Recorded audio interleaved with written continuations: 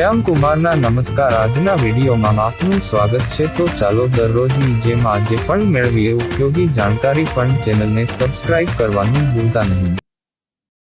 સિંદૂર ભારતીય સંસ્કૃતિ અને પરંપરાનો એક અત્યંત મહત્વપૂર્ણ ભાગ છે, ખાસ કરીને હિન્દુ ધર્મમાં। તેના વિશે કેટલીક રસપ્રદ અને અવનવી વાતો અહીં રજૂ કરવામાં આવી છે। 1. ઇતિહાસ અને ઉદ્ભવ। સિંદૂરનો ઇતિહાસ સિંધુ ખીણની સંસ્કૃતિ જેટલો જૂનો છે, જે આશરે 8000 વર્ષ પહેલાંનો માનવામાં આવે છે।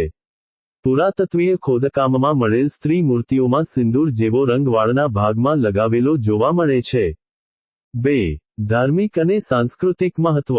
સૌભાગ્યનું પ્રતીક। હિન્દુ ધર્મમાં સિંદૂરને સૌભાગ્ય અને અખંડ સૌભાગ્યવતી હોવાની નિશાની માનવામાં આવે છે। પરિણીત મહિલાઓના 16 શૃંગારમાંથી સિંદૂર એક અત્યંત મહત્વપૂર્ણ શૃંગાર છે। પતિના દીર્ઘાયુષ્ય માટે, એવું માનવામાં આવે છે કે માંગમાં સિંદૂર ભરવાથી પતિની ઉંમર વધે છે અને સ્ત્રીના સૌભાગ્યમાં વૃદ્ધિ થાય છે। માતા પાર્વતી અને સીતા સાથે સંબંધ। સિંદૂરને માતા પાર્વતી અને સીતાની ઉર્જાનું સ્થાન મનાય છે।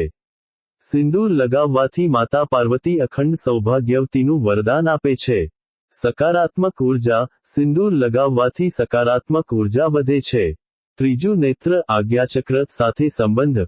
સિંદૂરને ત્રીજા નેત્ર ચક્ર આજ્ઞાચક્ર સાથે જોડવામાં આવે છે, જે અંતર્જ્ઞાન અને આધ્યાત્મિક દ્રષ્ટિનું સંચાલન કરે છે। કપાળ પર સિંદૂર લગાવવાથી આ ચક્ર સક્રિય થાય છે, જે આધ્યાત્મિક જાગૃતિ અને આંતરિક શક્તિને પ્રોત્સાહન આપે છે। 3. વૈજ્ઞાનિક પાસાં। શારીરિક લાભ। કેટલાક પરંપરાગત માન્યતાઓ અનુસાર, સિંદૂર લગાવવાથી તણાવ ઓછો થાય છે, અનિદ્રા, માથાનો દુખાવો અને યાદશક્તિની નબળાઈ જેવી સમસ્યાઓ દૂર થાય છે।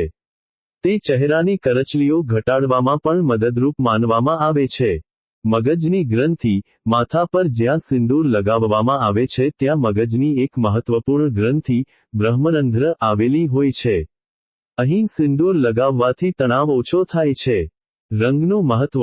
લાલ રંગ શક્તિ, રક્ત અને અગ્નિનું પ્રતીક છે। જ્યોતિષશાસ્ત્ર અનુસાર, માનવ શરીરના કપાળ પર મેષ રાશિ હોય છે અને તેના સ્વામી મંગળ ગ્રહ છે, જે લાલ રંગનો છે અને શુભ માનવામાં આવે છે। 4. સિંદૂર બનાવવાની પ્રક્રિયા અને ઘટકો। પરંપરાગત સિંદૂર। પરંપરાગત રીતે સિંદૂર હળદર અને ચૂનો, કેલ્શિયમ હાઇડ્રોક્સાઇડના મિશ્રણથી બનાવવામાં આવે છે। આ ઉપરાંત, ઘી, લાલ ચંદન પાવડર અને કેસર જેવા કુદરતી ઘટકોનો પણ ઉપયોગ થતો હતો। આધુનિક સિંદૂર। આધુનિક સમયમાં વેચાતા મોટાભાગના સિંદૂરમાં વર્મિલિયન, સિનાબારનું શુદ્ધ અને પાવડર સ્વરૂપ, જે મર્ક્યુરી સલ્ફાઇડ છે, નો ઉપયોગ થાય છે।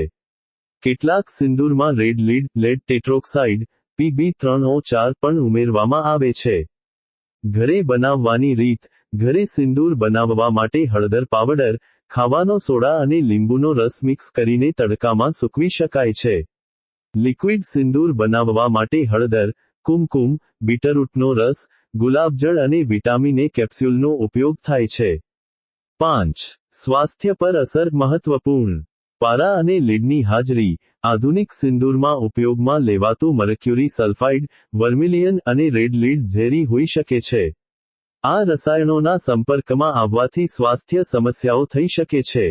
સાવચેતી। US food and drug administration FDA એ 2008માં કેટલાક સિંદૂરના નમૂનાઓમાં સીસાના ઊંચા પ્રમાણના અહેવાલોને કારણે તેને પાછા ખેંચી લીધા હતા।